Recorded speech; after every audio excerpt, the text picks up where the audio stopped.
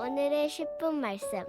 데살로니가 후서에서는 우리들이 기억해야 할 역사적 배경 두 가지가 있습니다. 첫 번째, 교회를 향한 핍박이 더욱더 심해졌습니다.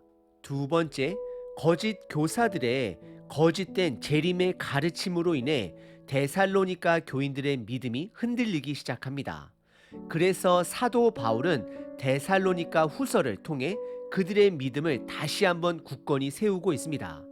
1장에서는 끝까지 핍박을 이겨낼 것을 격려했습니다. 왜냐하면 결국 핍박하는 자들에게는 하나님의 심판이, 그리고 끝까지 핍박을 견디는 자들에게는 하나님의 온전한 안식이 있을 것이기 때문입니다.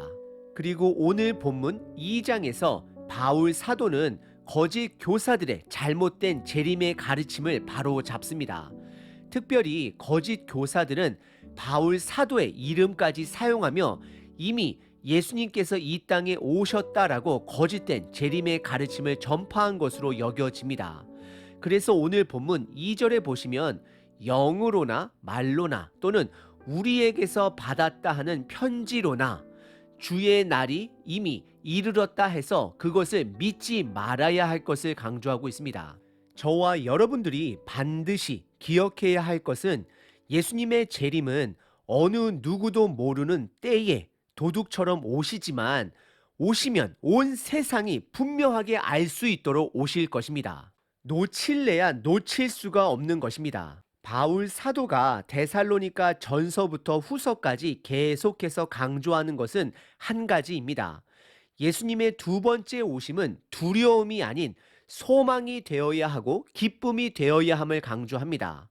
여러분들은 예수님의 두 번째 오심이 소망이 되고 기쁨이 되시나요? 아니면 혹시 두려우신가요? 믿음의 사람은 소망과 기쁨이 되어야 합니다. 오늘 본문을 통해 내가 알고 있는 재림의 진리를 다시 한번 점검해 보시고 예수님의 재림 사실로 인해 오늘 하루도 소망과 기쁨으로 살아내시길 바랍니다.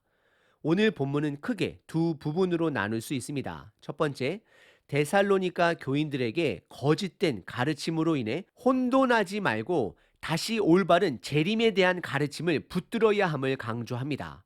그리고 두 번째는 사도 바울의 기도 부분입니다. 첫 번째는 1절서부터 12절까지 데살로니가 교인들에게 거짓된 가르침으로 인해 혼돈하지 말고 다시 올바른 재림의 말씀을 붙들어야 함을 강조합니다. 1절에 예수님의 재림을, 두 번째 오심을 그분의 강림하심으로 라고 표현하며 재림에 대한 가르침을 알립니다. 그리고 2절은 그 당시 교회 상황을 말해주고 있습니다. 그것은 누군가가 하나님으로부터 직통 계시를 받았다 말하거나 환상을 봤다거나 말로써 현혹하거나 또는 사도 바울의 편지다라고 거짓으로 말하는 거짓 교사들이 있음을 말하고 있습니다. 그런 거짓된 교사들이 이미 예수님께서 이 땅에 오셨다라는 거짓된 가르침에 흔들리거나 두려워하지 말 것을 강조합니다. 그러면서 3절서부터 12절까지 올바른 재림에 대한 가르침을 총 7가지로 정리를 합니다. 첫 번째는 3절에 그 마지막 날 예수님의 오심보다 배교하는 자들과 불법의 사람 곧 멸망의 아들이 먼저 있을 것이다 말을 합니다. 그리고 두 번째는 4절에 그 불법의 사람은 본인을 신으로 증거할 것을 말씀하십니다. 역사 속에 보시면 교회가 이 불법의 사람을 나폴레옹, 스탈린, 히틀러로 보기도 했습니다. 하지만 지금도 그렇게 확실하게 드러난 불법의 사람이 보이지 않는 것으로 봐서는 아직 하나님의 때가 오지 않았음을 알 수 있습니다. 하지만 다시 한번 말씀드리면 그 불법의 사람이 드러났던, 드러나지 않았던, 왔던, 안 왔던 그것으로 인해 우리의 삶이 달라지지는 않습니다. 그리고 세 번째는 5절에 데살로니가 교인들은 그들에게 필요한 재림에 대한 가르침을 이미 바울로부터 다 받았음을 알려줍니다. 그리고 네 번째는 6절서부터 8절까지 그 불법의 사람을 막는 자가 있을 것을 말씀하십니다. 여기서 불법의 사람을 막는 자는 누구를 이야기하는지는 불분명합니다. 어떤 학자들은 다니엘 12장에 등장하는 미가엘 천사장처럼 영적인 존재라 말하기도 하고 때로는 교회로 말하기도 합니다. 하지만 본문은 그 자가 누구인지 정확하게 말하고 있지는 않습니다. 그리고 다섯 번째, 8절에 마지막 날에는 반드시 예수님께서 그 불법자를 심판하실 것을 말씀하십니다. 여섯 번째, 9절과 10절에 보시면 그 불법의 사람은 기적과 놀라운 일로 믿지 않는 자들을 현혹하고 속일 것을 말하고 있습니다. 그리고 마지막 일곱 번째는 10절에 불신자들이 속는 것은 그들이 복음을 이미 거부하였기 때문이다라고 말을 하고 있습니다. 그래서 이어지는 11절과 12절에 추가적인 설명으로 이러므로라고 시작을 하며 이미 복음의 진리를 믿지 않기로 결단한 자들에게는 하나님께서 그들에게 거짓을 믿도록 내버려 두신다라고 말씀을 하십니다.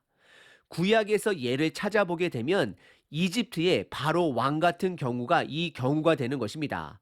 모세를 통해서 그렇게 수많은 기적을 보고 경험했음에도 불구하고 끝까지 하나님을 향해 대적하기로 마음을 먹은 자들은 하나님이 그들의 마음을 강팍하게 하십니다. 즉 거짓된 가르침에 속도록 내버려 두십니다.